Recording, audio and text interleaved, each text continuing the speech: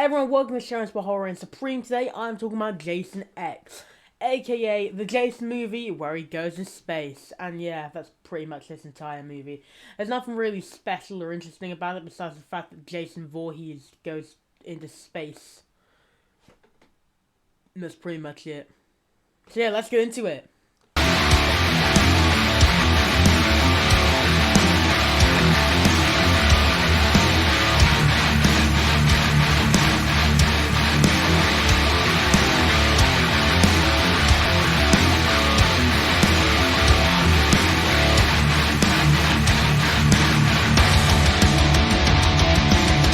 So the film begins in the year 2008 at the Crystal Lake Research Facility. Jason Voorhees, played by Kane Hodder, has been captured and is being held for research purposes for some reason. And so, a scientist at the facility argues for Jason to be cryogenically frozen. I don't know how to say that. Due to seemingly indestructible nature, however, David Cronenberg then appears and he plans to conduct further studies on Jason to understand his regenerative capabilities. And during a failed containment attempt, Jason breaks free and massacres the facility staff. And then Jason is lured into a cryogenic chamber and he is frozen. But not before someone is stabbed and also frozen in the process. Fast forward to the year 2455. Yeah, I don't think anyone in 2455 is going to remember this film. Earth has become a polluted wasteland and humanity has relocated to Earth 2, which is basically just Earth, but doubled. And a group of students led by a professor are on a archaeological expedition and they discover the cryogenic chamber containing Jason and the scientists from the beginning of the movie. They transport both back to their spaceship, the Grendel, for examination. This includes students such as Suran, Janisa, and Waylander, and yes, they all have very weird names. Aboard the Grendel, the crew revives Roan using advanced medical technology, and meanwhile, Jason thaws out and resumes his killing spree. He starts with Adrienne, and he shatters it.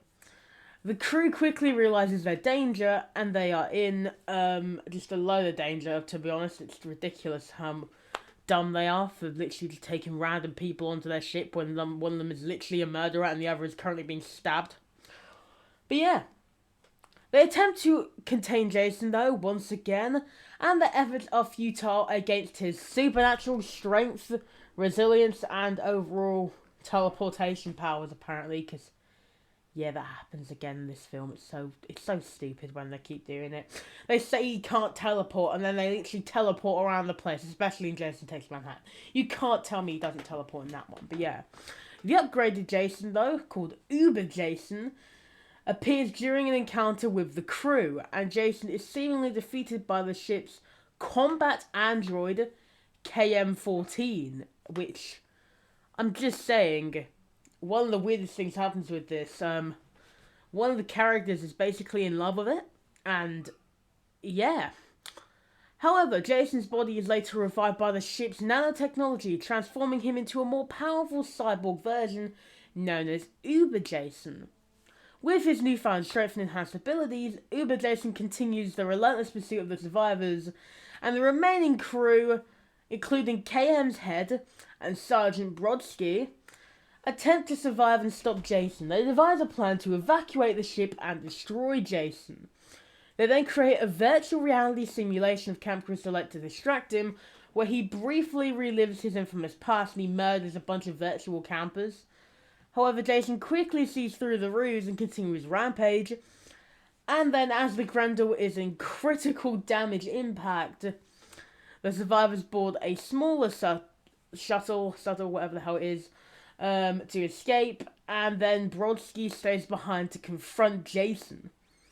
He buys some time for them to flee, but in this really dumb scene, he tackles Jason, and they're both propelled straight into space, going straight towards Earth, and they then re-enter the atmosphere, and they burn up, appearing to die, and then Jason's mask is just sinking into the bottom of the lake, hinting at his return, which wouldn't happen for about 2 years after this movie when he's fighting Freddy Krueger randomly.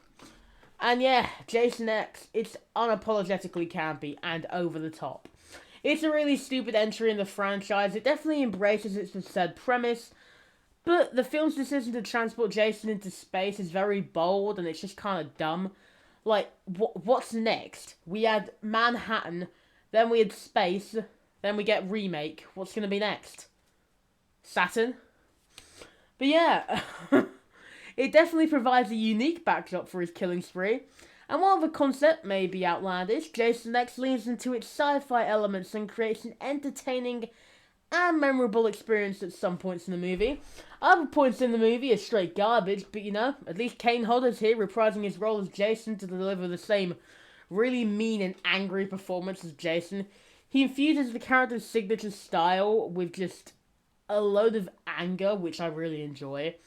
Also, Uber Jason, he's cybernetically enhanced, and it's really weird. It adds a fresh twist to the character, but it's still really bad.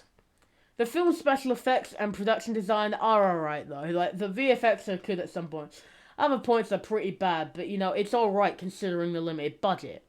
And the futuristic sets and technological gadgets create an immersive sci-fi atmosphere where it blends seamlessly with the horror elements.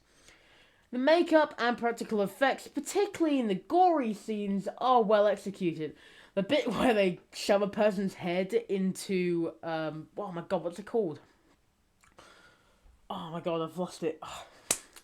Where they basically shove a person's head into liquid nitrogen, that was it. And they smash it against the table and it breaks everywhere. That's a great kill. And yeah, the cast really make good performances. They do a great job. And while this movie definitely excels in its campy and fun approach, it's not without flaws. The plot can be predictable, and the characters often fall into the stereotypic Friday the 13th roles. Some of them are horny, some of them are stupid, some are downright idiots. The film's humour is slightly entertaining, but sometimes it definitely undermines the tension of the horror. It makes it difficult to take the threat seriously when Jason's literally here looking like a goddamn cyborg, murdering people. But yeah, Jason X, it's a wildly entertaining ride that brings a fresh sci-fi twist to Friday the 13th. It's got a campy tone and inventive kills, and the introduction of Uber Jason makes it a standout entry that offers something different at least. While it may not appeal to purists of the series or those looking for something normal, I'd say, it provides plenty of laughs, thrills, and gore for people willing to embrace its really stupid premise. And yeah, that's pretty much Jason X. But what do you guys think of the movie? Let me know in the comments below if you have seen the movie. If you haven't seen the movie, I recommend it if you're looking for something different and kind of fun and kind of dumb. It's interesting. And yeah, if you haven't seen the movie, watch it. But if you haven't seen the movie, as I did say, let me know about it in the comments below. If you want to see some more of my reviews, though, click just up here and you can see some more. Until next time, thank you for watching the video. Subscribe to the channel and like the video. Until next time, bye-bye.